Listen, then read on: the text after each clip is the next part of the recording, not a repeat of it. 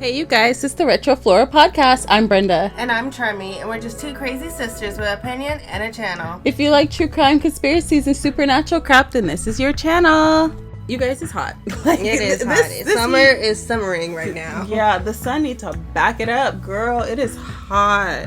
And it's humid, thick, hot. Mm-hmm. And I hate that kind of hot. We're not used to that in Cali. Maybe we're a little spoiled, but no. And we're used to also having a big breeze. Yeah, I'm sitting in this room. We're just sitting here, mind you. We just turned air off maybe 30 seconds ago, and I'm already sweating under my eyes. That's crazy.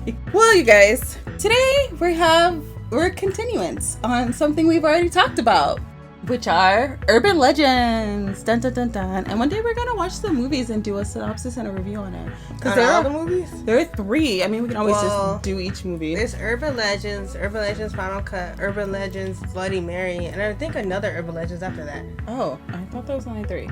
I don't know. I don't either. I think there is another one after that. Okay, well, we think we will cover these movies because you guys were thinking about transitioning into covering movies and stuff. We seem to get a lot of traction. Yeah, so in our opinions, and sometimes we'll compare the book and the movie when we have the time. But today we're going to talk about urban legends. And I got a few urban legends. Charmy's got a few urban legends. Let's urban the legends. So our first story is called The Babysitter. There was a young girl who was in need of a job, so she was able to find work as a babysitter for a couple who lived in a large, isolated old house. They were going to see a movie that night and left the teenage babysitter in charge of their 3 young children. The babysitter put the children to bed when it got late, and then went downstairs to watch some television. She was getting comfortable when she heard the phone ringing. When she answered it, all she heard was heavy breathing followed by a man's voice asking, "Have you checked on the children?" Freaked out, she hung up the phone, trying to convince herself that it was someone playing a practical joke on her. She went back to watching television, but about 15 minutes later, the phone rang again. She picked up the receiver and heard a hysterical laughter from the other end of the line. Then the voice asked, "Why haven't you checked on the children?" The babysitter slammed down the phone. The poor girl was frightened out of her wits and immediately called the police. The operator at the police station told the babysitter that if the man called again, she should try to keep him talking. That would give the police time to trace the call. A few minutes later, the phone rang a 3rd time, and when the babysitter answered, she heard the heavy breathing again. The voice on the line said, "You should really check on the children." The babysitter listened to him laugh. The babysitter listened to him laughing hysterically for a long time.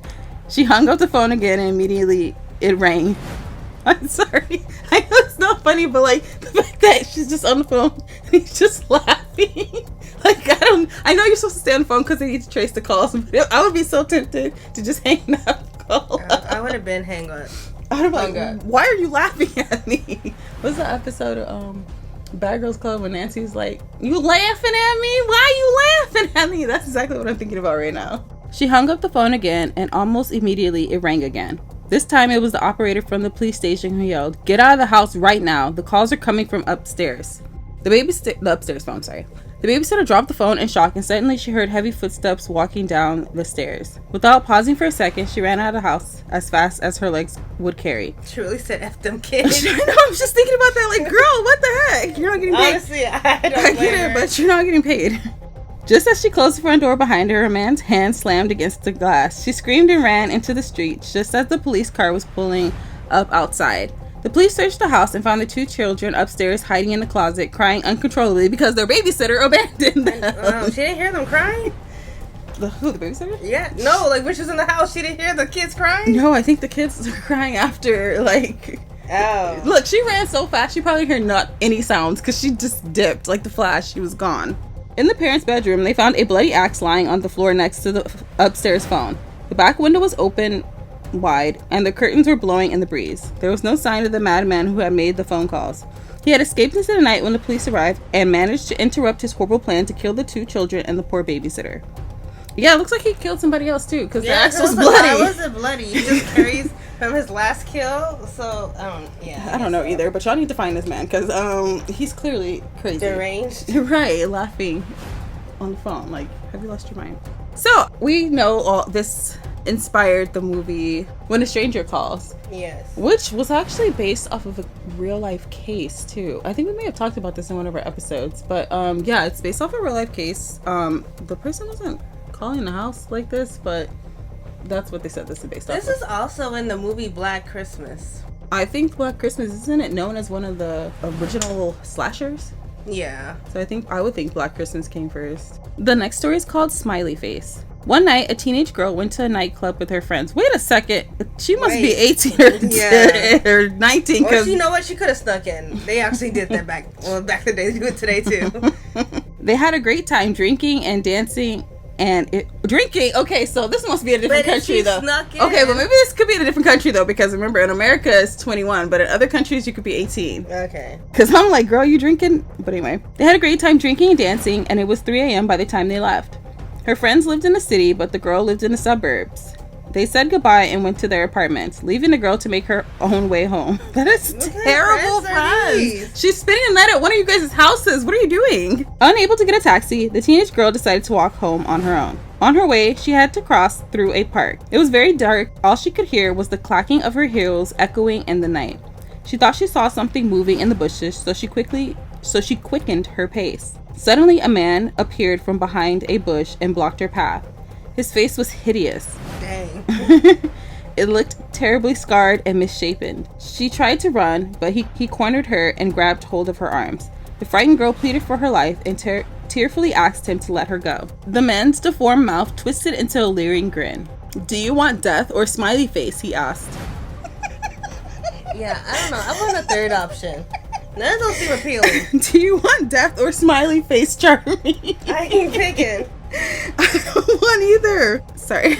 "Please just let me go," she cried. "Death or smiley face," he insisted. Wait, how's he talking like that? Girl, and his twisted, deformed mouth. The way his mouth is set up, it don't look like he can really move that much.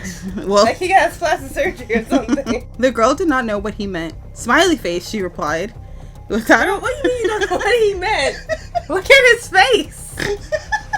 You don't know what he means? Without a word, he pulled out a knife and sliced the corners of the girl's mouth open to her ears. Her face was completely deformed. She was scarred for life. Whenever people saw her in public, they said she resembled a grotesque smiley face. Obviously.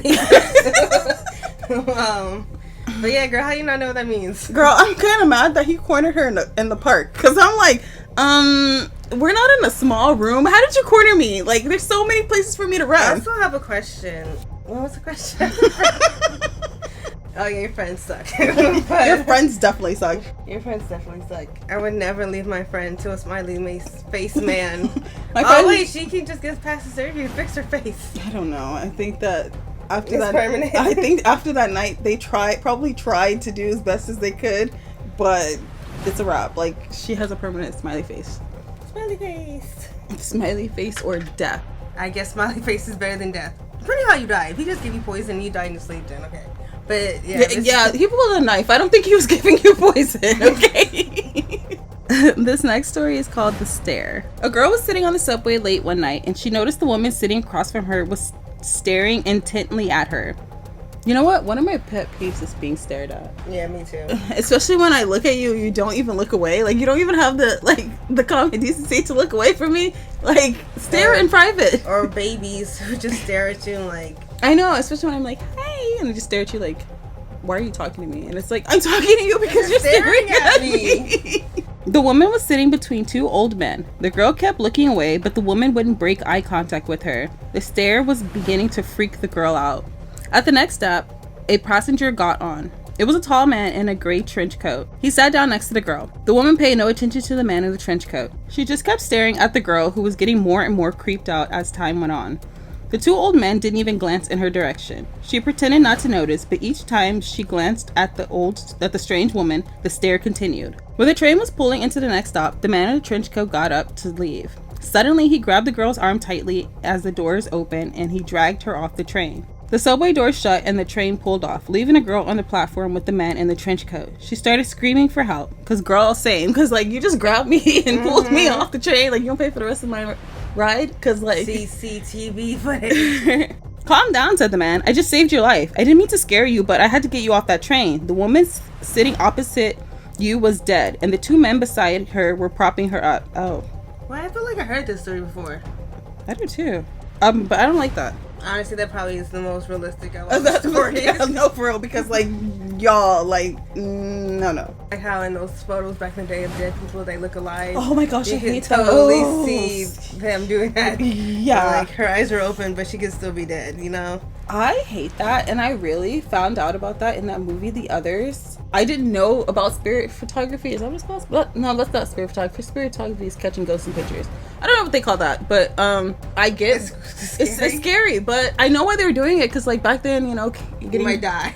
No, for real. Kids. Yeah, especially kids. That was actually the most of the pictures were of kids, but they wanted to like keep their memory alive. Yeah, which I get, but it's creepy. And they said those pictures were easy to take because it took a long time to take pictures back then. Like, you had to sit for like 5 minutes. Well, when you did. That's what I'm saying. They were easy because they were dead, so. Well, I have a creepy one, and it's actually originated in Arizona. It's called the Slaughterhouse Canyon. The urban legend is associated with the remote canyon near Kingman, Arizona. Kingsman, Arizona? No, Kingman, no S. And it says the story originated in the 1800s, so, you know. It's old. Yeah, very old. So according to legend, there was a miner, like those who like go in the mines and dig. Okay, not miners and small child. Thank you for clarifying that. Yeah, a miner living in the canyon with his wife and their children. The father regularly left the cabin to search for food and supplies and for work. And one day, however, he never came back. With no one to bring the supplies, the wife and the children gradually ran out of food. As they didn't think about getting a job or like trying to do something. Well, I think they heavily relied on the husband. Oh, she couldn't move back in with her family. I guess so. You know what? This is urban legend. Why am I asking all these questions? Sorry. As the family grew weaker and hungrier, the mom lost her mind and, in desperation and grief, killed her kids. Oh my lord! That's where I thought you were going. Yeah. Apparently, she hacked them to pieces with an axe and threw their remains in the river. After realizing what she'd done, she then drowned herself in that same river. And some people say they hear her crying whenever like they're near the river in despair. Now, it's never said what happened to the husband. I'm assuming he died. I'm assuming he died too. But yeah, that's the story of the. It's kind of similar to La Llorona. Yeah, that's what some people say is very similar to La Llorona. Except for maybe a little worse than La Llorona because, I was about to say everybody. Maybe in the manner in which the kids died might really been very graphic because they got hacked to pieces. But you know. She was crazy. She went insane. La Llorona didn't. Yeah, she just went insane with love. Well, she left. She wanted to be with this man who didn't want kids, and they killed her kids to be with the man. I don't know. I know, because I don't know how that works. Because as the man, you killing kids out here. Yeah, like you could easily kill me. I have another one, but this one is most popular in California, even though I've never heard of this. It's called the Char Man. And it's an urban legend from Ojai, California. I literally just went to Ojai last year. When did you go to Ojai? With my dance group. We went to go do a girls' retreat, like a little day thing. We went to Ojai. Girl, I didn't know. I'm not gonna lie though, you guys, like, look, people from Ojai don't come for me, okay? But I went there and it gives off witchy vibes. It does give off spooky vibes there. I'm not gonna lie. I went there. They were doing oil tasting, and I was like, oh, can we use these oils to like do like anointings?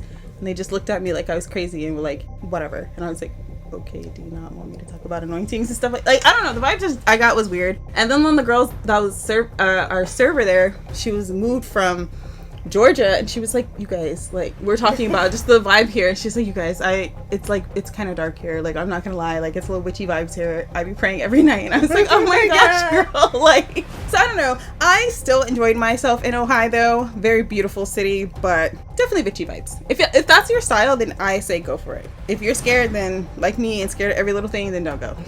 Well, apparently in the 1940s there was a major fire that burned down the town. In 1948, supposedly, there was a father and son who lived in an isolated cabin when the fire came, and the fire destroyed their home. The father died while the son lived, but he was badly burned, and he later became the Char Man. People say if you're near a road by their home, you will see him like down the road walking. You also can hear him screaming. Yeah, it's a lot of, these are stories that teenagers tell each other.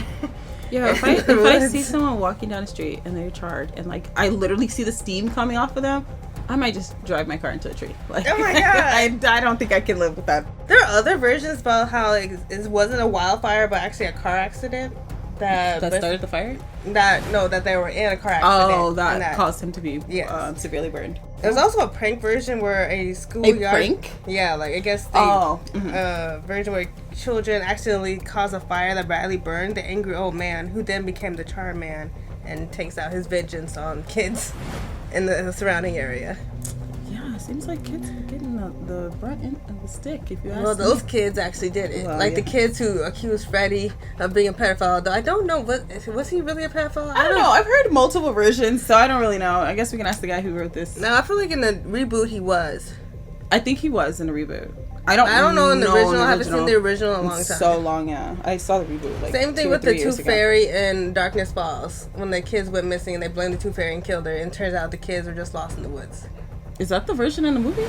I think so, isn't it? I don't know. Because they killed her thinking she killed the kids, and then the kids showed up a few days later. It's just so many versions of stories like that where the kids be saying something and it's not true. Yeah, and it's like, dies. I get it, but y'all need to stop killing people. Like, y'all don't even take that. Ain't no evidence or nothing. You just believe in bad little kids. So this story is called 8 Feet Tall, or y'all don't come for me for this name, Hachishakusama, which translates to the 8 foot tall woman. My grandparents lived in Japan. Every summer, my parents would take me there on a holiday to visit them. They lived in a small village and they had a big backyard. I loved to play there during the summer. When we arrived, my grandparents always welcomed me with open arms.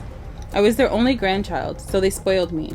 The last time I saw them was the summer when I was 8 years old. As usual, my parents booked a flight to Japan and we drove to the airport to my grandparents' house. They were delighted to see me and had a lot of little presents to give me. My parents wanted to have some time by themselves, so after a few days, they took a trip to another part of Japan, leaving me in the care of my grandpa and grandma. One day I was playing out in the backyard. My grandparents were inside the house. It was a hot summer day and I laid down on the grass to rest. I stared at the clouds and enjoyed the feeling of the soft ray of sun and the gentle breeze. Just as I was about to get up, I heard a strange sound. Po, po, po, po. I didn't know what it was, and it was hard to figure out where it was coming from. It sounded almost like someone was making that sound themselves, as if they were just saying po, po, po over and over again in a deep masculine voice. The po, po. Open the door. I was looking around, searching for the source of the noise, when I suddenly noticed something at the top of the tall hedge that enclosed the backyard. It was a straw hat. It wasn't resting on the ledge. It was behind it.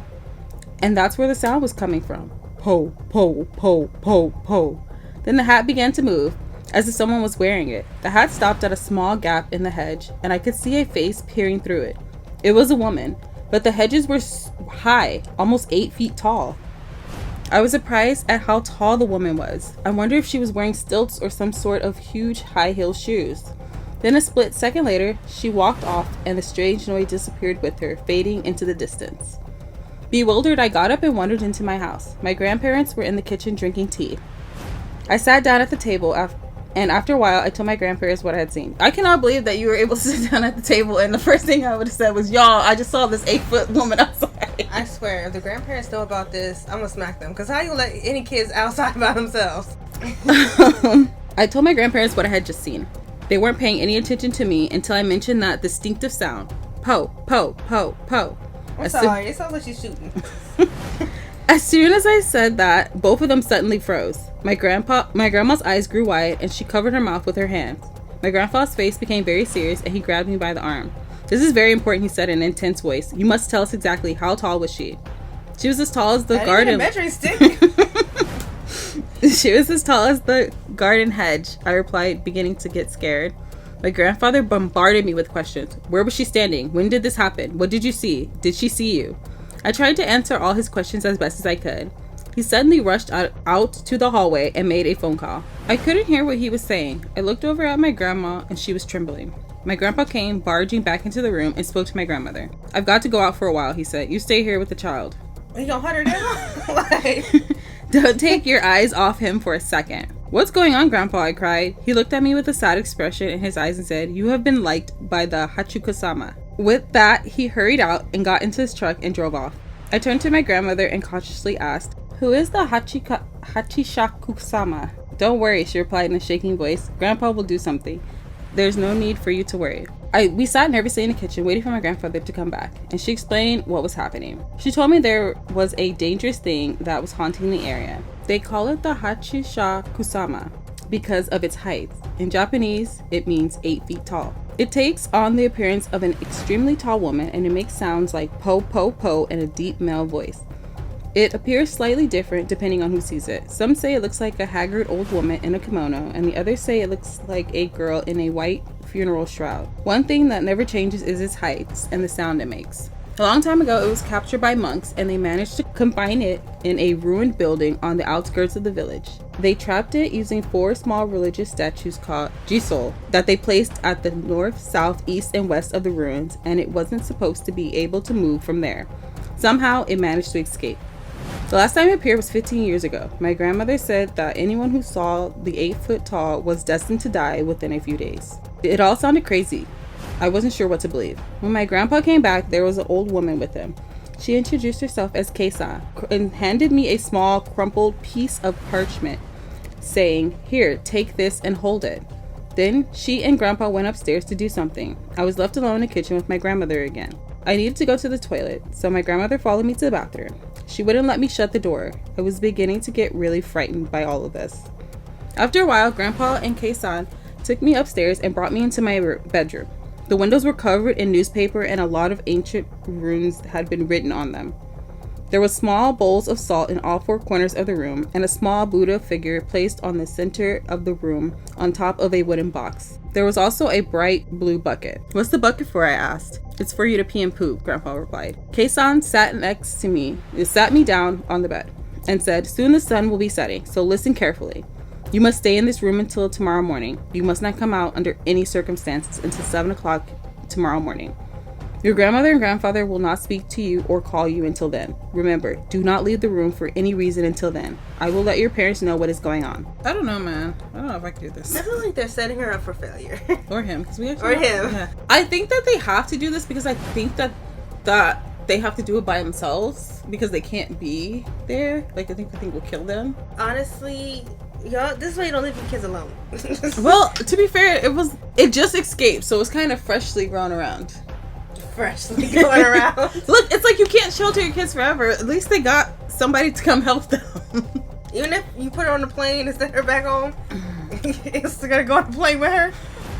It's gonna go past security. Go through TSA. TSA. She spoke in such a grave tone that all I could do was quietly nod my head. "You have to follow Kei-san's instructions to the letter," Grandpa told me, "and never let go of the parchment she gave you. And if anything happens, pray to Buddha and make sure you lock the door when we leave." They walked into the hallway, and after saying goodbye to them, I closed the bedroom door and locked it. I turned on the TV and tried to watch, but I was so nervous. I felt sick to my stomach. My grandma had left some snacks and rice balls for me, but I couldn't eat them. I felt like I was in prison, and I was very depressed and scared. I lay down on the bed and waited. Before I knew, I was asleep. When I woke up, it was just after 1 a.m., and all of a sudden, I realized that something was tapping on the window. Tap, tap, well, tap. I thought she was in a closed room. She is, but there's covered up with the... Yeah, the windows and stuff are covered up. Oh. Yeah, so she's still... it can still tap on the windows. I felt the blood draining from my face, and my heart skipped a beat. I desperately tried to calm myself down, telling myself it was just the wind playing tricks or maybe the branches of a tree. I turned up the volume on the TV to drown out the tapping noise. Eventually, it stopped altogether. That's when I heard Grandpa calling me. "Are you okay in there?" he asked. "If you're scared, you don't have to stay in there all alone. I can come in and keep you company." I know that ain't her grandpa. I know. Right. That is a lie. Especially since Kei-san said that the grandpa and grandma will not be contacting them. So the devil is a lie. I smiled and rushed over to open the door. Girl, you're so stupid. But then I stopped in my tracks. I had goosebumps all over my body. It sounded like Grandpa's voice, but somehow it was different. I couldn't tell what it was, but I just knew. "What are you doing?" Grandpa asked. "You can open the door now." I glanced to my left, and a chill went down my spine. The salt in the bowl was slowly turning black. I backed away from the door, my whole body trembling with fear. I fell to my knees in front of the Buddha statue and clutched the piece of parchment tightly in my hand. I started desperately praying for help.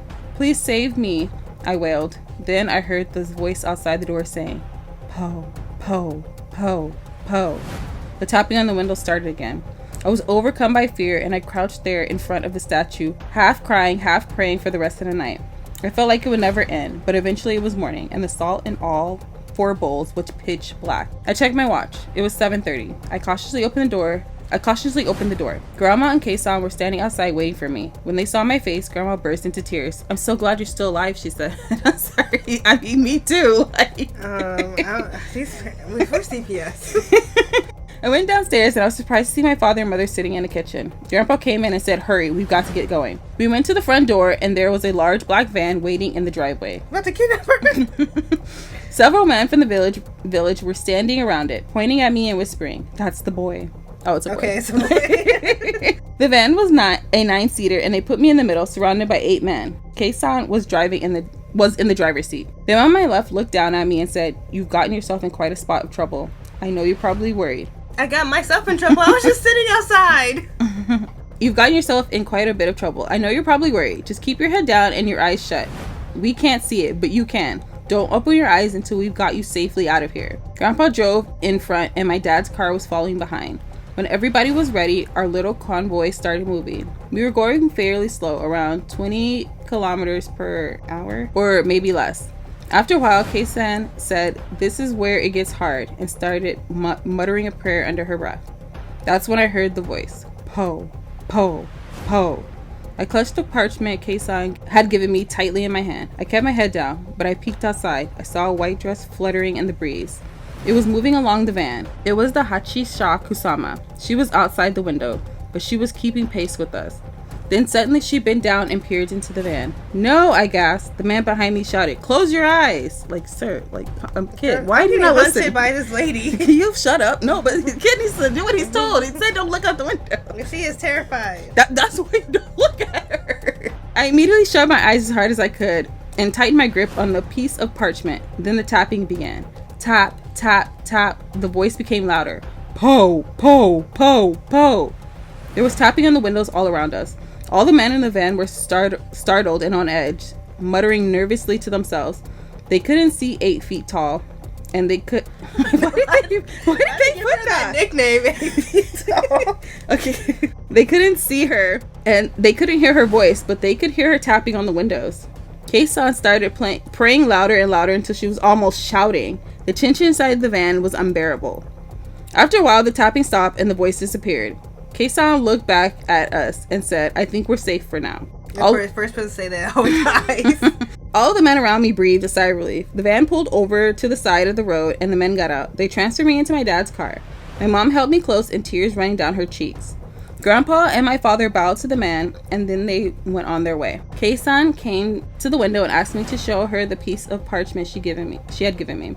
When I opened my hand, I saw that it had gone completely black. "I think you'll be okay now," she said, "but just to be sure, hold on to this for a while." She handed me a new piece of parchment. After that, we drove straight to the airport, and Grandpa saw us safely on the plane. When we took off, my parents breathed a sigh of relief. My father told me he had heard about 8 feet tall before. Years ago, his friend had been liked by her. The boy disappeared and was never seen again. My father said there were other people who had been liked by her and lived to tell about it. They all had to leave Japan and settle in foreign countries. They were never to be able to go back to their homeland. She always chooses children as victims. They say it's because children are dependent on their parents and family members. This makes them easy to deceive when she poses as their relatives. He said the men in the van were all blood relatives of mine, and that's why they had been sitting all around me, and why my father and grandpa had been driving in front and in the back. It was all done to try to confuse her. It took a while to contact everyone and get them all together, so that's why I had to be confined in a room all night. He told me that one of the Jisol statues, the one that was meant to keep her trapped, had been broken, and that's how she escaped.